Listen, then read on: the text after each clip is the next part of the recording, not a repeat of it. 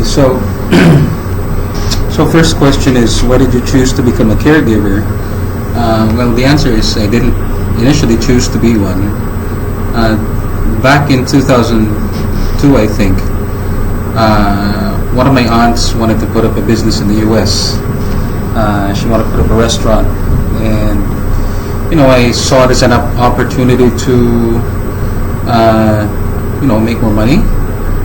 During that time, I had Alisa and Bea was on the way, so as a dad, I wanted to make sure that I was able to give a good life to my kids. So I went to the US, and it took a while before the restaurant was finished in Nevada. So my mom, she had a lot of friends. She used to run a daycare center there. She got in touch with someone who has a care home, and I was not doing anything, so we talked, and she recruited me there. So it wasn't really planned at all, and was just an opportunity that came up. And during that time, a lot of people from the Philippines were going to the U.S. To become caregivers. It was a big thing back then. Even nurses and doctors were doing it. It was a very easy way of getting a visa and finding work and getting to stay in the U.S. So number two, what did you do before becoming a caregiver? I was if I remember correctly, network administrator for Bondil Philippines in the IT sector. So it was actually, I think, my first job back then. I was in charge of running network, software, and hardware for the company. Okay, did you have any past experience caregiving? No. no experience at all. But I did receive basic training as required by the state of California, and all of us who were working in the facilities had to get biometrics taken, fingerprints, DNA, and such, and a basic test and exam. And once you finish it, then they give you a permit, a sort of working permit to be a caregiver. You're only allowed a certain level.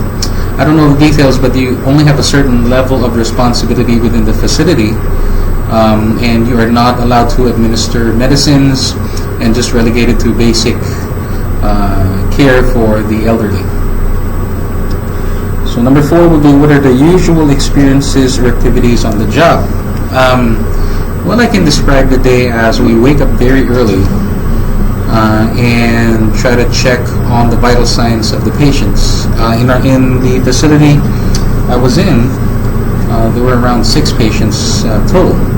I think that was the maximum amount of people in one facility at any given time, of course based on the size of the facility. So we wake up very early around 4 a.m. We check the vital signs of the patients, blood pressure, pulse rate, the overall physical well-being of the patient. Afterwards, we get ready for breakfast, and we sanitize their beds. If the sun's out, I was working in the Bay Area in Walnut Creek, so it's got pretty good weather, and we take them out for exercise. I forgot how long that way, probably around 15 to 20 minutes, around 30 minutes, depending on the tolerance of each patient. Everyone is aware of the physical limitations and the medical history of each patient, so they would have their own set of exercise, list of exercises that they can participate in. And afterwards, we have breakfast. We cook the breakfast for them if it's not pre-packaged by their own family members the previous day. And then we give them showers, of course, and basic hygiene. And we change the clothes, and we take them out, and then we clean it for them. We rarely use a third-party laundry service. We used to do that before, but some of the patients experienced rashes, probably from the chemicals they use. So the facilities management and the team decided that we should do this in-house with hypoallergenic cleaning solutions. So, and then afterwards, we administer medicine, supervised by a licensed CNA. CNA would be, I think, certified nurse's assistant. We had one in each facility, and we checked vital signs, of course. Lunchtime, same thing, and in the afternoon, if they're feeling well, then we take them for a short walk around the block or the park. And at night, we tuck them in and then give their usual medicines, and we take rotations in terms of who would be in charge of watching the patients at night. So I think I was on a Monday and Friday shift. By the way, there were, I think, 3 or 4 caregivers, well, 2 caregivers and 1 CNA in a facility at any given time. So that's usually the basic things that we do on a daily basis. So number 5, did you enjoy your job? At first, no. It was a different experience, I should say. Very humbling. You'd handle a lot of things, things that you're not used to doing. It's also very scary. Basically, you're in charge of someone else's physical well-being. And prior to this, aside from the basic training, I had no previous medical experience. So, but afterwards, I stayed there for around 3 months. After probably the first 3 weeks, then I began enjoying the job. I managed to look past the things that we do and then focused more on the patient as a person, and that made it more enjoyable. So are you still number 6, are you still connected with your previous patients? Unfortunately, no. Well, of course, given the distance, I left the US and came back after Bea was born. So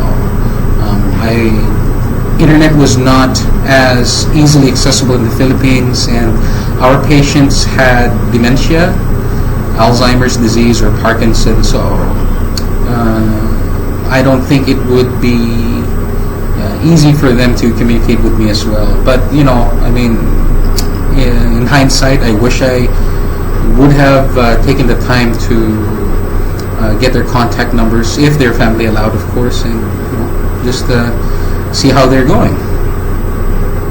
Now, number 7, do you have any skills in first aid? Yes, we are required by the state of California to learn basic first aid, which included, among others, CPR, basic CPR, Heimlich maneuver in case of choking, basic administration of emergency medicines of each and every person depending on their case, as well as steps on how to deal with poisoning, basic, what is this? Not CPR, what was that term? The use of a defibrillator. We had one in the facility. So give an example of a difficult situation with a patient. One patient I remember was, Russell was his name. He had dementia, and he was very combative when it came to taking a shower. It wasn't that cold, but he hated taking showers, so he would normally get physical and punch and bite and scratch whenever I take him into the shower room. So a very experienced CNA taught me how to do it by going behind the patient and then assisting the patient by holding his elbows and then putting yourself behind him. Therefore, he cannot scratch you, and you have safe and controlled position over where he walks, where his arms would be, so he doesn't fall over.